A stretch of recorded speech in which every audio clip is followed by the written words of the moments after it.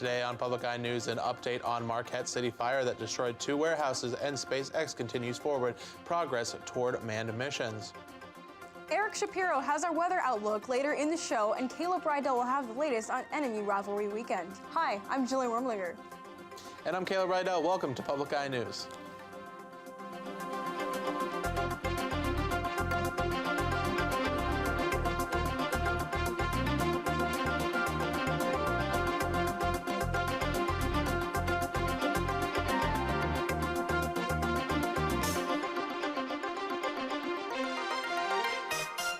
The NMU Visiting Writers Program will be hosting poets Francine J. Harris and Marcus Wicker later this month as they present their works. Francine J. Harris received an MFA in creative writing from the University of Michigan and is currently teaching writing at the Interlochen Center of the Arts.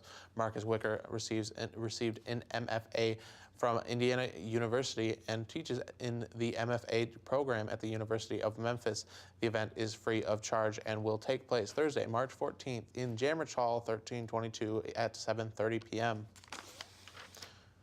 And another event will be coming to NMU's campus. The NMU Center of Native American Studies invited the Woodland Sky Native American Dance Company to perform at the Forrest Roberts Theater. The company will perform twice on Friday, March 15th. The 11 a.m. performance will be available to homeschool groups and other educational organizations, and the 7:30 p.m. show will be available to the public. Today, the investigation continued into what caused the fire that destroyed 2 storage garages early Thursday on the north side of Marquette.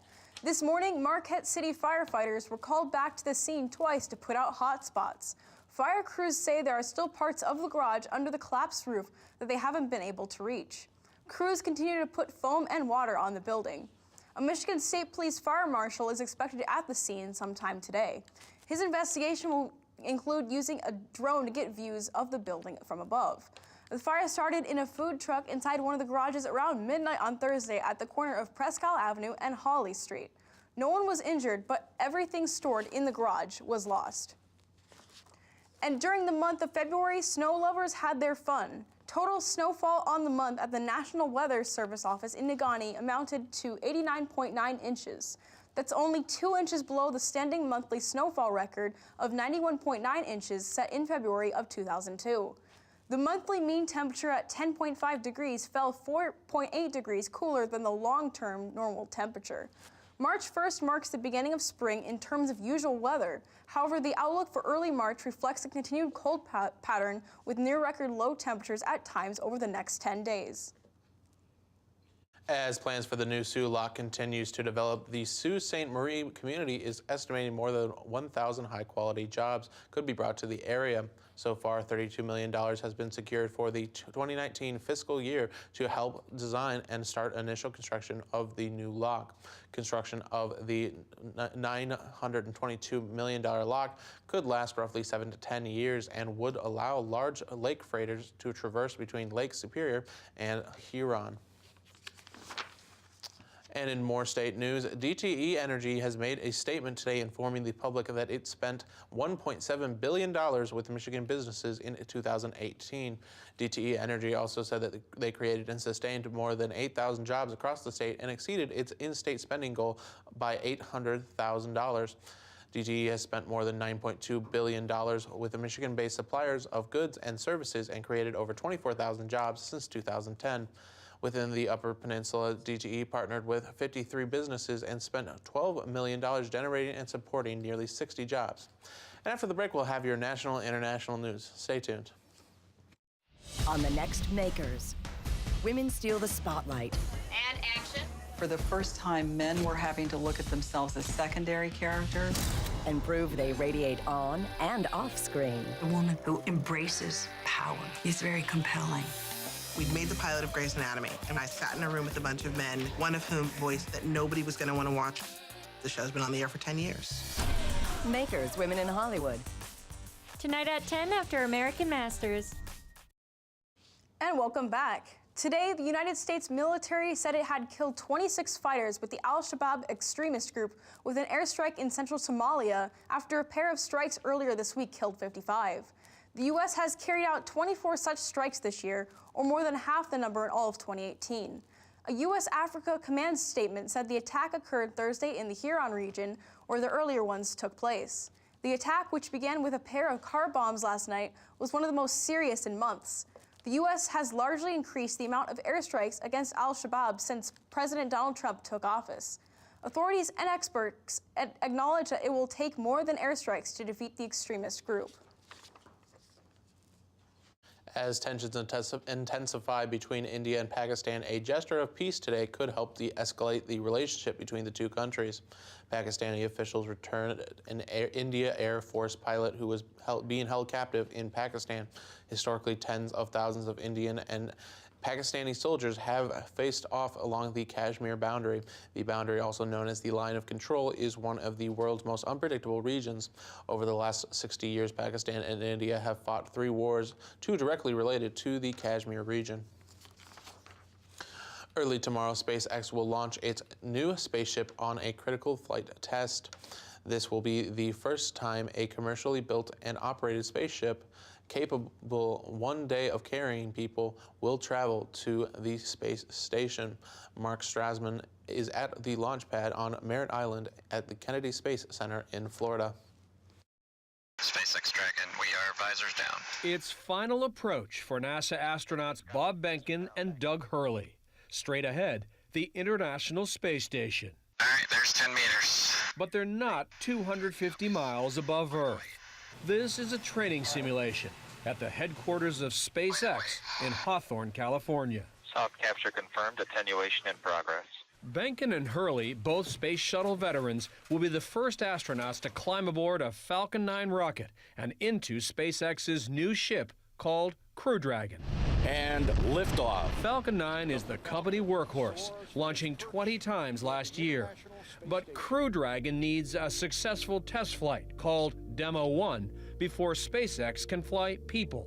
The goal, prove it can safely dock and undock from the space station, re-enter the Earth's atmosphere, and splash down off the Florida coast. And we have splashdown. So your mission is riding on the success of Demo 1. Certainly. The only way to really demonstrate it is to fly it and prove it.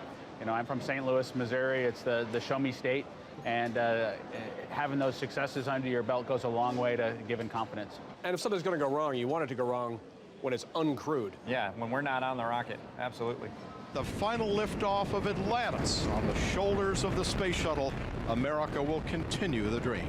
Once the space shuttle program ended in 2011, NASA has had one option to get to the space station: hitch a ride with the Russians. A round-trip ticket on a Soyuz rocket costs $81 million per seat. That is now changing. NASA has hired 2 companies, SpaceX and Boeing, to design and build new space taxis. We are on the brink of launching American astronauts on American rockets from American soil. Jim Bridenstine is NASA's administrator. Some of this is American pride. Prestige. I like to use the word prestige. Great nations should be able to launch their own astronauts into space. Dragon SpaceX for C2V2. Both companies have learned space is hard. Both are running more than 2 years behind schedule. And with neither yet certified to fly people, NASA is considering buying 2 more Soyuz seats to guarantee continued American access to the space station. Are you concerned about the delays? So we don't like delays. We don't like delays. But worse than a delay is launching something that's not ready. Mission success and safety is the #1 overriding concern, and we're not going to do anything to put these crew in jeopardy. There is no cost or schedule pressure here whatsoever.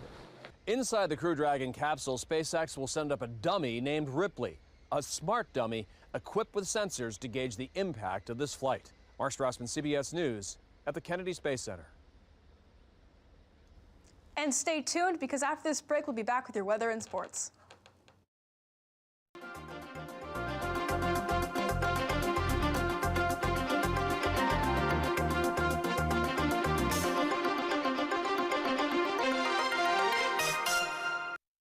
on Masterpiece. It's a great achievement. I wish the same could be said for my career. I think you're not alone in deploring his actions. Please find the Duke of Monmouth. One quick twist! This is why you mustn't go near him, Joseph. I don't care what he does to me. I want to see my son. I have my standards, and your unfortunate son Does not meet them.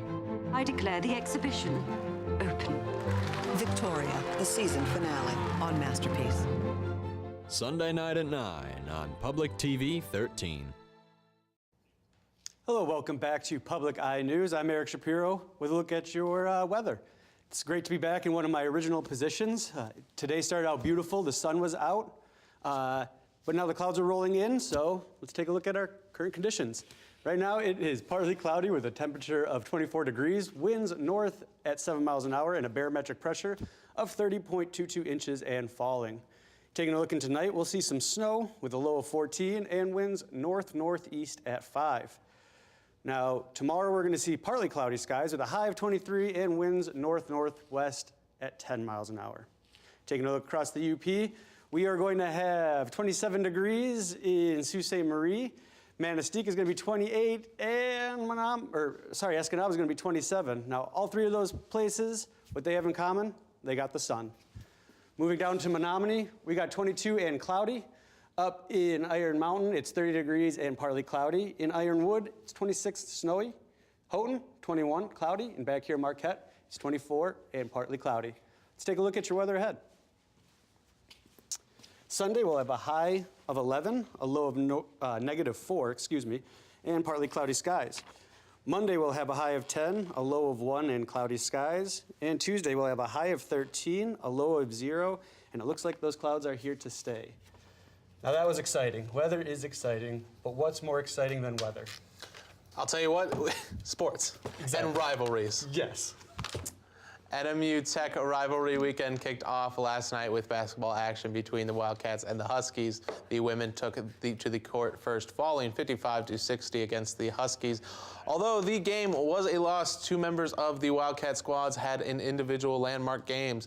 Amber Hubner scored a career game-high 17 points, while Darby Youngstrom surpassed 1,000 points in her time at NMU. The men, on the other hand, won their match up 74-53. Naba Eccles and Isaiah Johnson led the Cats in scoring with 20 points and 15 points, respectively.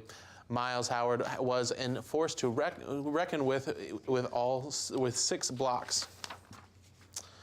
And NMU rivalry weekend continues tonight through tomorrow as NMU hockey faces off against Tech tonight and at home for Senior Day.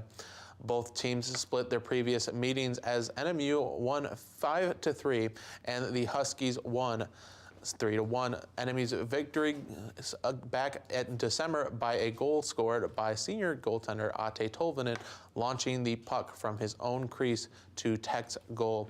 The next two matchups are a huge game for the conference standings as NMU sits in third place while Tech is at 6th. Face-off is set for 7:07 p.m. and 7 o'clock tomorrow. To some baseball news, as former Washington Nationals outfielder Bryce Harper agreed to a blockbuster 13-year, $330 million deal with the Philadelphia Phillies. According to ESPN's Jeff Passan, the 26-year-old former National League MVP joins the rival team as part of a couple bigger deals that also feature Manny Machado's during the offseason. Harper is expected to play the entire 2019 season with the Phillies, and the deal includes a no opt-out clause. The deal becomes the largest in MLB history as it broke Garliano Stanton's previous deal set in $325 million. That's all the time we have for you today at Public Eye News. Thanks for tuning in, and we will see you after break.